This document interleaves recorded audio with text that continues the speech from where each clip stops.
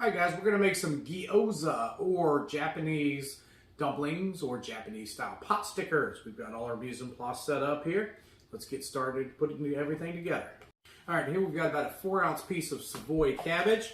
You could also use Napa, and we're just going to shred this up as thin and finely as we can get. Once our cabbage is shredded, we're going to throw it in the bowl.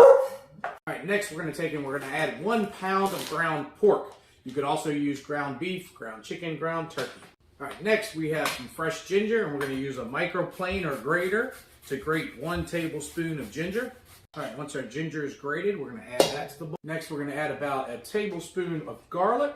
Next up is about a tablespoon of cornstarch. Next up is about a tablespoon of soy sauce.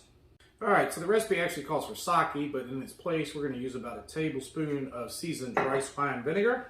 Next, we're going to give a couple dashes of sesame oil, equivalent of about a teaspoon. Next, just a little bit of salt, a little sprinkling of pepper, and then we're going to add a handful, probably about a 1/4 cup of green onions, maybe a 1/3. Okay, now that we have everything in the bowl, we're just going to mix all this up by hand, and we want to mix it really well, get everything incorporated together, and we want a nice pasty mix that we're going to fill inside of our gyoza. All right, when we're done mixing it up, we should have a good cohesive mixture here and ready to stuff our gyoza.